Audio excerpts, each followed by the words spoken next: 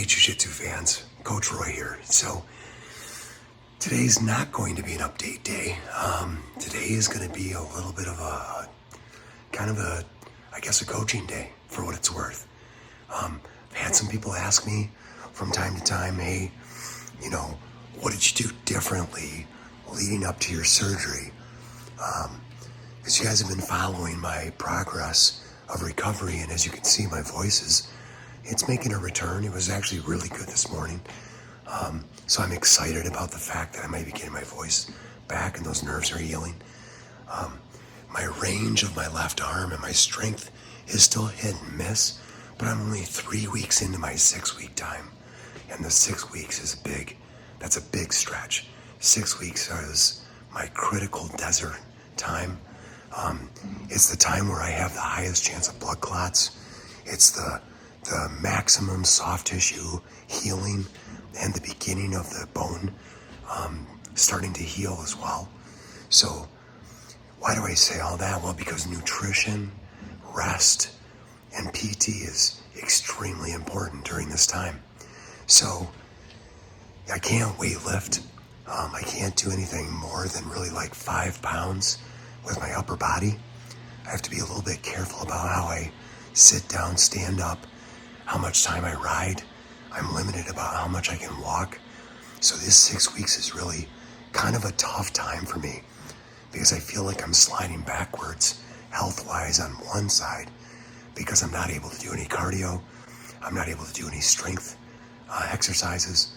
I'm really just in this soft tissue, nerve, bone healing process. And so leading up to my surgery, my surgeon encouraged me to go on a special diet. This diet was pretty strict. No alcohol, or minimal alcohol. Definitely no smoking, which was good because I don't smoke. Smoking actually inhibits healing and circulation. Most of us know that. And it can cause bones not to heal. So it's vital that if smokers smoke or chew, they have to get rid of that habit prior to their surgery and after their surgery. The other thing that I needed to do was as many anti-inflammatory foods as possible. So decrease simple sugars as much as possible. No red meats, no processed foods, no fried foods. Keep everything as clean and as organic as possible. And so he gave me a pretty strict diet, and that diet was really in the morning either having my specialized protein shake, which was made up of greens and vegetable proteins with no soy, so mainly pea protein and some other probiotics. The other was boiled eggs, and then snacking in between could be yogurt, non-sweetened, non-flavored, and fresh berries, fresh fruit, organic whenever possible.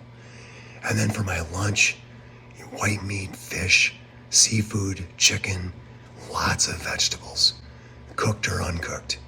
And for dinner, virtually the same. In between those meals was any type of clean protein. If I needed to lose weight, then I would just take the egg yolks out and just eat the egg whites and watch my calories. But I was kind of underweight and slimming down pretty good. So I actually had to be careful about not losing too much. When this whole thing started, I was about 180 pounds. And at my lightest, I got down to about 168.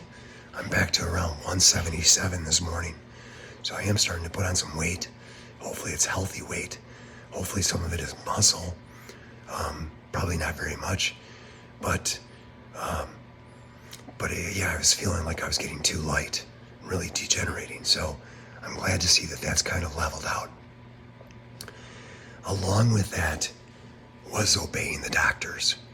The biggest thing is I feel like, when you're training jiu-jitsu or you're athletic, you want to be strong. And the nerve damage alone is causing a lot of atrophy in my left arm, but also I've had some of the weakness in my right arm post-surgery. that was all to be expected, and it's not outside what they thought might happen. Ideally, with my PT, with my exercises, non-weight bearing, those nerves will wake up, they will settle down, and I'll regain more and more function, which is already happening a little bit day by day, just like my voice. So I'm excited that within the 3 months of recovery, which is how long I've got to have this guy on, so no driving and probably no more than 10 to 15 pounds of weightlifting with a recumbent bike until 3 months. It's a long time. So there's going to be a lot of weightlifting with really light weights, band resistance, low impact cardio to build up to high impact cardio after this very treacherous 3 months is done. After the 3 months, I can begin to drive again. You know, in the end, I think what's really important is patience. And I'm not a very patient person. So I'm really trying to learn patience, humility. It hasn't been easy for me to ask my wife for help with things that I need help with. Getting ready in the morning, buttoning my own shirt, putting my coat on. But that's a far cry better than my first week after surgery, where I actually needed help opening and closing the door of the car and having a hand out of the car.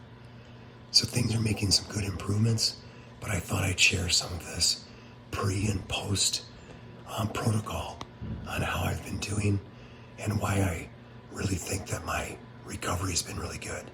I've been virtually pain-free, a little bit of achiness and soreness, mostly fatigue, but all in all, I can't complain. Been very blessed. Thank you again for all your prayers and support. Can't wait for the day when we can focus on jiu-jitsu stuff.